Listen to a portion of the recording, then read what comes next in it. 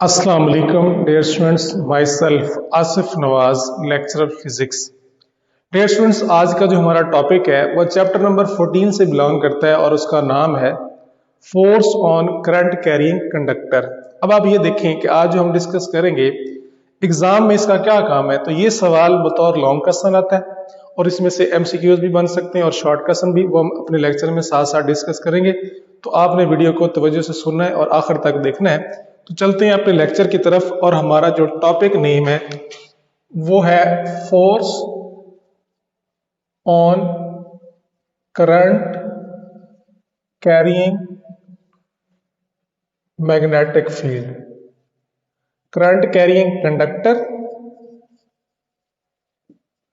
Placed in magnetic field, ये हमारा topic का नेम है। अब हम आपको बताते हैं कि हम मालूम क्या कर रहे हैं। तो हमने फोर्स फाइंड आउट करनी है। तो फोर्स एक ऐसा आमिल है जो किसी भी जिस्म को हरकत में लेके आने, चलते हुए ऑब्जेक्ट को रोकने या उसकी डायरेक्शन को चेंज करने के लिए इस्तेमाल होता है। अब फोर्स हमें कैसे एक्सपीरियंस होगी? देखें, एक टेबल के ऊपर अगर एक मकनातीस पड़ा है, हमें क्या पता कि वो किसी भी ऑब्जेक्ट को अट्रैक्ट कर रहा है या रिपेल कर रहा है। तो भाई उसके करीब दूसरी ऑब्जेक्ट लेके आओ, दूसरा मकनातीस लेके आओ, तब जाके हमें फील होगा। इसके अलावा आपने देखा होगा कि जमीन हर चीज को अपनी तरफ खींचती है। हमने क्या बोला? जमीन हर चीज को। तो भाई वो हर चीज क्या है?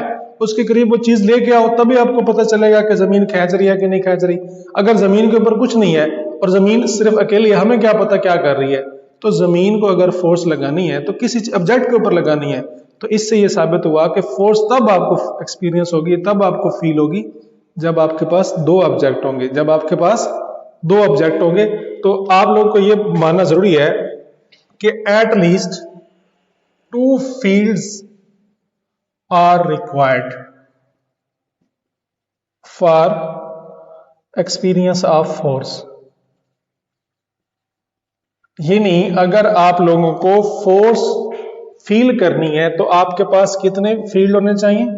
टू फील्ड होने चाहिए। मान लें अगर ये हमारे पास कोई भी अर्थ है तो अर्थ का अपना एक फील्ड होता है और उसके करीब हमने कोई दूसरी ऑब्जेक्ट रखी है तो उसका भी अपना एक फील्ड होगा। जब तक दोनों के फील्ड एक दूसरे के साथ इंटरेक्ट नहीं करेंगे, आपस में जुड़ेंगे नहीं, एक दूसरे के करीब नहीं आएंगे, तब तक फोर्स एक्सपीरियंस नहीं हो सकती। तो हमें जो फोर्स फाइंड आउट करनी थी ना, उसके लिए भी हमें दो फील्ड चाहिए। अब हमने फोर्स किसके ऊपर फाइंड आउट करनी है? Current carrying conductor. यानी आपका सवाल यह है कि ये आपके पास एक पीस ऑफ वायर है और वो एक कंडक्टर है बड़ा। जब आपने कहा कि ये कंडक्टर है तो इसके अंदर फ्री चार्जेस होंगे। क्या होंगे जी? Free charges. और फिर इसको हमने क्या बोला कि ये करंट कैरिंग है, यानी इसके साथ आपने बैटरी भी लगा दी है। क्या लगा दी है? बैटरी। एक टर्मिनल पॉजिटिव और एक आपका नेगेटिव। तो ये डायरेक्शन किसकी हो गई? करंट की। तो अब आप देखें कि जब इस कंडक्टर के साथ हमने बैटरी लगाई तो इसमें से इलेक्ट्रॉन दौड़ना शुरू कर देंगे तो इसके अंदर क्या बन जाएगा? करंट बन जाएगा। अब ये बन गया करंट कैरिंग कंडक्टर। और हमें ये बात पता है कि जब भी किसी भी कंडक्टर से करंट फ्लो करेगा तो उसके चारों तरफ, यानी उसके अराउंड एक मैग्नेटिक फील्ड बन जाएगा। क्या बन जाएगा जी? एक मैग्नेटिक फील्ड। अब ये फील्ड किस वजह से बना? करंट के पास होने से, यानी मोशन ऑफ चार्जेस से। अगर आप बैटरी हटा दें, यानी अगर आप इलेक्ट्रॉन की मोशन को सीज कर दें, जाम कर दें, यानी उसको मोशन ना करने दें, तो करंट खत्म हो जाएगा और आपका जो मैग्नेटिक फील्ड प्रोड्यूस हुआ था वो भी खत्म हो जाएगा। अब तक हमने ये देखा कि अगर हम फोर्स मालूम कर रहे हैं किसके ऊपर? करंट कैरिंग कंडक्टर के ऊपर, तो करंट के पास करने से इसके पास अपना एक मैग्नेटिक फील्ड आ गया। अब इसको हमने किसके अंदर प्लेस करना है? एक दूसरे मैग्नेटिक फील्ड के अंदर। तो आप तस्वीर की तरफ गौर करें, हमारे पास ये एक मैग्नेटिक फील्ड है, एक उसका पोल है नॉर्थ और दूसरा हमने मैग्नेटिक रखा, उसका पोल है साउथ। अब यहां पे जो बात याद रखने की है कि अगर आपके पास मकनातीस है, आप उसको फर्श के ऊपर गिरा देते हो या उसके ऊपर पत्थर मार देते हो तो लाजमी तौर पर वो एक तरफ से अट्रैक्ट करेगा और एक तरफ से रिपेल करेगा। इसका क्या मतलब है कि मैग्नेटिक के जो दो पोल होते हैं नॉर्थ और साउथ दोनों को एग्जिस्ट होते हैं यानी इकट्ठे होते हैं। कभी भी ऐसा नहीं हो सकता कि एक नॉर्थ पोल एग्जिस्ट करे। तो यहाँ पे अगर हमने नॉर्थ बनाया बिल्कुल इसके साथ साउथ भी होगा, इधर साउथ है तो इसके साथ क्या होगा नॉर्थ। अब दूसरी बात हमें पता है कि जो मैग्नेटिक फील्ड लाइंस हैं वो नॉर्थ से जनरेट होती हैं निकलती हैं और साउथ की तरफ जाती हैं। तो ये डायरेक्शन किसकी हो गई मैग्नेटिक फील्ड की। ये हमने खुद रखा, इसको हमने क्या कहा एक्सटर्नल मैग्नेटिक फील्ड और उसको हमने बी से जाहिर किया। ये किसी डायरेक्शन में है तो मैग्नेटिक फील्ड भी कौन सी क्वांटिटी होगी वेक्टर क्वांटिटी होगी। ये एक एमसीक्यूज है पढ़ा। क्या हमने डिस्कस किया कि magnetic field is a vector quantity. अब हमारे पास एक्सटर्नल मैग्नेटिक फील्ड आ गया, हमें दूसरा मैग्नेटिक फील्ड चाहिए। उसके लिए हमने एक कंडक्टर लिया और उस कंडक्टर को हमने इस मैग्नेटिक फील्ड के अंदर क्या कर दिया प्लेस कर दिया। फिर इस कंडक्टर के साथ हमने एक बैटरी लगाई, एक टर्मिनल इसका हमने नेगेटिव रखा और एक इसका क्या रखा पॉजिटिव। तो ये डायरेक्शन किसकी हो गई करंट की। अब आप ये देखें कि जब इसमें से करंट दौड़ेगा तो इलेक्ट्रॉन चलना शुरू कर देंगे, इसका यही मतलब होता है। अब ये डायरेक्शन किसकी हो गई करंट की। अब हमने देखा कि राइट हैंड रूल के अकॉर्डिंग जब हम अपना थंब करंट की डायरेक्शन में रखें तो हमारी जो उंगली है वो क्या बताएंगी मैग्नेटिक फील्ड। तो अब आप ये देखें कि according to right hand rule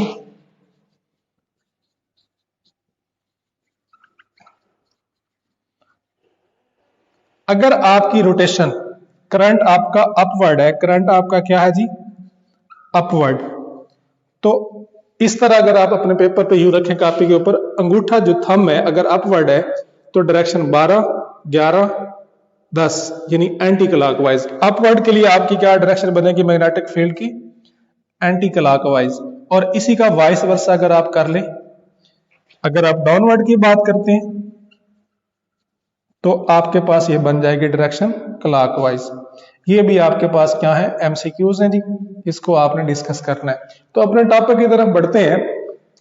एक हमने एक्सटर्नल मैग्नेटिक फील्ड रखा और एक हमने बाहर से रख लिया, कितने हो गए दो। अब इस कंडक्टर के अंदर भी क्या बन जाएगा मैग्नेटिक फील्ड और वो इसके चारों तरफ बनेगा। अब अगर करंट ऊपर है तो मैग्नेटिक फील्ड की ये डायरेक्शन है। अब आप तस्वीर में देखें कि एक मकनातीस एक्सटर्नल इस तरफ जा रहा है और ये जो करंट कैरिंग कंडक्टर वाला था दोनों की डायरेक्शन क्या है उलट। यहाँ पे दोनों की डायरेक्शन क्या है उलट। अगर आप इस तरफ गौर करें तो एक्सटर्नल भी इसी सीध में और इंटरनल जो कंडक्टर वाला है दोनों की डायरेक्शन क्या है सेम। तो यहाँ पे दोनों की डायरेक्शन सेम है, यहाँ पे ये एडअप होगा वेक्टर क्वांटिटी तो यहाँ पे रिजल्टेंट ज्यादा है, यहाँ पे ये कैंसिल हो रहा है तो यहाँ पे रिजल्टेंट थोड़ा है। तो जहां पे फील्ड वीकर है वहां पे इसके ऊपर फोर्स थोड़ी एक्सपीरियंस होगी, जहां पे स्ट्रॉन्ग है उस तरफ ज्यादा। तो आपकी ये जो कॉइल है इस तरह थोड़ी सी या कंडक्टर आपने रखा हुआ है वो थोड़ा सा टिल्ट हो जाएगा, मुड़ जाएगा। क्या हो जाएगा मुड़ जाएगा। अब इससे आपने ये सबक सीखा कि एक तरफ फील्ड स्ट्रॉन्ग है एक तरफ कमजोर है तो स्ट्रॉन्ग की तरफ उसको डिफ्लेक्शन मिलेगी, उसको हिट मिलेगी, उसको फोर्स मिलेगी। दूसरी तरफ से यानी ये इस तरह मुड़ गया। अभी हमने कहा कि अगर किसी जिस्म की डायरेक्शन चेंज करनी हो तो क्या लगानी चाहिए फोर्स। तो अब इसकी भी तो डायरेक्शन चेंज होगी। इसका मतलब है कि इस कंडक्टर ने क्या एक्सपीरियंस किया फोर्स एक्सपीरियंस की।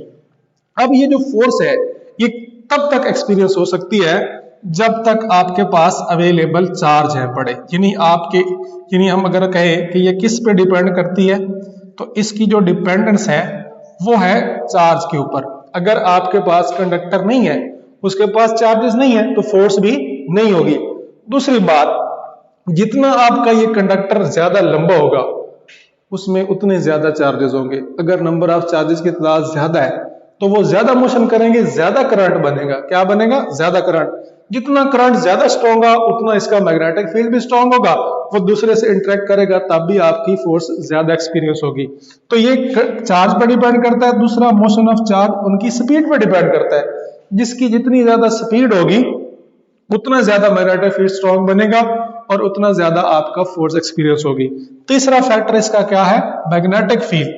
जितना इसका मैग्नेटिक फील्ड ज्यादा होगा उतना आपको पता है अगर एक्सटर्नल मैग्नेटिक फील्ड को आप ज्यादा रखते हैं इंटरनल तो जितनी क्वांटिटी बढ़ती जाएगी उतनी फोर्स ऑफ अट्रैक्शन और रिपल्शन भी क्या होती जाएगी इंक्रीज। तो सारे फैक्टर को अगर आप कंबाइन करो तो आपकी एफ डायरेक्टली प्रश्न होती है चार्ज के, स्पीड ऑफ चार्ज के और मैग्नेटिक फील्ड पे। यहाँ पे एक कांस्टेंट आएगा के और ये बन जाएगा क्यू वी बी। अगर आप के की वैल्यू 1 रखते हैं तो आपके पास ये बन जाएगा क्यू वी बी। अब आपको पता है वेलोसिटी जो होती है वो बराबर होती है डिस्प्लेसमेंट ओवर टाइम। तो हमने इस वेलोसिटी की जगह पे क्या पुट किया, एल ओवर टी। एल असल में क्या है, लेंथ ऑफ कंडक्टर, यानी ये जो हमने लेंथ रखी है ये लेंथ असल में डिस्टेंस को शो करती है कि जितना इलेक्ट्रॉन ने ट्रेवल किया। तो अब आप ये देखें एल ओवर टी और ये आपके पास क्या बन गया बी। अब आपने क्या करना है, क्यू और टी को अरेंज कर लिया, क्यू और टी को क्या कर लिया अरेंज। इधर आपके पास आ जाएगा एल और ये आपके पास बी। क्यू बटा टी किसके बराबर होता है, करंट का फार्मूला है। हम जानते हैं कि I is equal to delta Q बटा डेल्टा टी। तो ये हमारे पास फोर्स का जो फार्मूला आ गया आई एल बी। अब हमें ये पता है कि ये जो आई है ये एक स्केलर क्वांटिटी है, करंट क्या है, स्केलर क्वांटिटी, आई क्या है, स्केलर क्वांटिटी। तो अब आप ये देखें कि हमारे पास जो बात याद रखने की है कि F इज इक्वल टू आई। अब हमारे पास डिस्प्लेसमेंट और मैग्नेटिक फील्ड के दरमियान क्रॉस प्रोडक्ट है। जब भी क्रॉस प्रोडक्ट आएगा हम कौन सा थीटा इस्तेमाल करेंगे, साइन थीटा इस्तेमाल करेंगे। तो हमारा फैक्टर क्या बन जाएगा, साइन थीटा या साइन अल्फा। तो ये वो रिलेशन है जो हमने फोर्स को मालूम करना है। अब इस तरफ आ जाएं, यहाँ पे एक शॉर्ट क्वेश्चन है कि ये आपकी जो फोर्स है किस पे डिपेंड करती है। तो भाई एक तो ये करंट पे डिपेंड करती है, लेंथ ऑफ कंडक्टर पे हम यहां लिख देते हैं करंट पे। दूसरा फैक्टर है जी लेंथ ऑफ कंडक्टर। तीसरा इसका फैक्टर है मैग्नेटिक फील्ड। ये मैग्नेटिक फील्ड कौन सा है जी, एक्सटर्नल मैग्नेटिक फील्ड। चौथा पॉइंट यहां पे है साइन अल्फा, यानी अगर ये आपकी डायरेक्शन हो मैग्नेटिक फील्ड लाइन की तो आपने कंडक्टर कैसे प्लेस किया हुआ है, परपेंडिकुलर। अगर आप साइन 90 इस्तेमाल करते हो थीटा की जगह पे साइन 90 तो 1, तब आपको फोर्स क्या लगेगी, मैक्सिमम। अगर आपने इसको 0 डिग्री रखा यानी आपने कंडक्टर को क्या कर दिया, पैरेलल प्लेस कर दिया, तब आपकी फोर्स कैसी रहेगी, मिनिमम।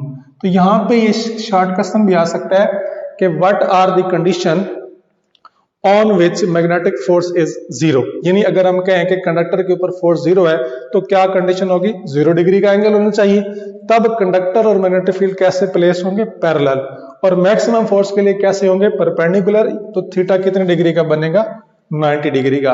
अब यहां पे ये जो हमारे पास फार्मूला आया F is equal to I L B, theta की जगह पे हमने इस्तेमाल किया साइन 90 तो 1 जवाब आएगा। यहां से अगर हम b की वैल्यू निकालें तो F ओवर आई एल, ये आपके पास रिलेशन बचेगा। फोर्स अगर आपके पास न्यूटन है, कितने न्यूटन है, 1 न्यूटन। करंट आपने 1 एम्पेयर पास किया, लेंथ अगर आपके पास 1 मीटर है, तब ये जो b है ये किसके बराबर होगा, इसका नाम हमने रखा है मैग्नेटिक स्ट्रेंथ या मैग्नेटिक इंडक्शन। क्या नाम रखा जी, मैग्नेटिक इंडक्शन। अब मैग्नेटिक इंडक्शन एक शॉर्ट क्वेश्चन है।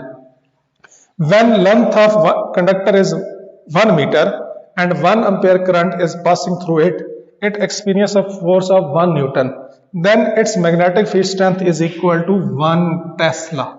तो 1 टेस्ला अगर इसका यूनिट बताएं 1 टी, तो देखिए न्यूटन हमारे पास पहले है, एम्पेयर भी ऊपर चला जाएगा पर एम्पेयर, और ये क्या बन जाएगा, पर मीटर। ये हमारे पास एक एमसीक्यूज है, इसको भी आपने देखना है। अब 1 टेस्ला को अगर हम डिफाइन करें, डिफाइन 1 टेस्ला, तो आपके पास जो शॉर्ट क्वेश्चन आ सकता है जी, define 1 Tesla.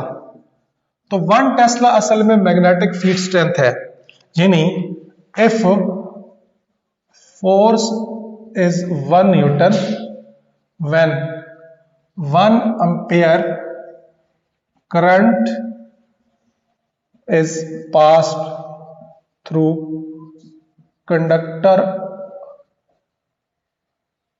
of 1 metre length. यानी अगर आपको 1 न्यूटन फोर्स मिली है 1 एम्पेयर करंट पास करने से, और कंडक्टर की लेंथ भी कितने मीटर थी, 1 मीटर, तब आपके पास जो मैग्नेटिक फील्ड स्ट्रेंथ होगी या मैग्नेटिक इंडक्शन होगी वो कितने टेस्ला होगी, 1 टेस्ला। अब इस कंडक्टर के ऊपर जो फोर्स है वो किस डायरेक्शन में लग रही है वो आप लोगों ने समझना है। उसके लिए आपने राइट हैंड रूल का इस्तेमाल करना है और या आप लोग लेफ्ट हैंड फ्लेमिंग रूल का इस्तेमाल करेंगे। आपकी जो थंब है, thumb will indicate the direction. यहां पे आपके पास दो मतलब सवाल है बड़े कि अगर आपके पास दो कंडक्टर हैं, क्या है जी, दो कंडक्टर, और उनका करंट जो है वो पैरेलल है पड़ा, करंट उनका क्या है, सेम डायरेक्शन में, करंट क्या है, सेम डायरेक्शन में, यानी आपके पास ये जो पीस थे इन दोनों की करंट की डायरेक्शन क्या है, सेम। तो अगर दो तारों में से करंट गुजरे तो करंट की डायरेक्शन सेम हो तो वो एक दूसरे को क्या करेंगे, अट्रैक्ट करेंगे। क्या करेंगे, अट्रैक्ट करेंगे, एक दूसरे को क्या करेंगे जी, अट्रैक्ट ईच अदर। और इसी के साथ अगर हम एक तीसरा कंडक्टर रिप्लेस करते हैं तो तीसरे कंडक्टर में अगर करंट की डायरेक्शन क्या हो जाए, उल्टी, अपोजिट हो जाए, यानी इन दो की अगर आप देखें तो दोनों की डायरेक्शन सेम है तो क्या करेंगे, अट्रैक्ट। अगर आप इन दोनों को देखें, एक का करंट ऊपर है और एक का करंट नीचे है, तो ये अपोजिट वाले क्या करेंगे, रिपेल ईच अदर। फिर से देखें, अगर करंट की डायरेक्शन सेम है तो अट्रैक्ट करेंगे, अगर रिवर्स है तो क्या करेंगे, रिपेल करेंगे। अब इसकी डायरेक्शन को दिखाने के लिए आपने जो रूल इस्तेमाल करना है वो है डॉट और क्रॉस का। किसका जी, डॉट और क्रॉस का। इसको आप समझ लें, हमारे पास एक नेल है, बड़ा नेल, जिसको हम कील कहते हैं, और ये इस तरह की इसकी शेप होती है। एक पॉइंट पे लगा होता है क्रॉस, जिसके अंदर हम सिक्रू यानी पेचकस डालते हैं, और एक उसकी टिप होती है। अगर हम उसको पेचकस डाल के टाइट कर रहे हैं, हमारे हिसाब से वो अंदर जा रहा है तो क्रॉस वाला पॉइंट होगा इनटू, और बाहर से उसकी टिप नजर आ रही होती है तो वो आउटवर्ड। तो डॉट के लिए आपने सिंबल इस्तेमाल किस लिए किया, आउटवर्ड के लिए, और क्रॉस के लिए इस्तेमाल किया इनवर्ड के लिए। अब आउटवर्ड हमारी तरफ आ रहा है तो out of plane, out of plane, या हम पढ़ रहे हैं तो टुवर्ड्स रीडर, क्या होगा, टुवर्ड्स रीडर। और इनवर्ड जा रहा है तो इनटू प्लेन आएगा, और हमारे से दूर जा रहा है तो अवे फ्रॉम रीडर। ये वो मतलब साइंस है पढ़े जिनसे आपने फोर्स को एक्सपीरियंस करना है और फोर्स का पता लगाना है। तो उम्मीद है आपको समझ आया होगा। ये था हमारा आज का लेक्चर, शुक्रिया।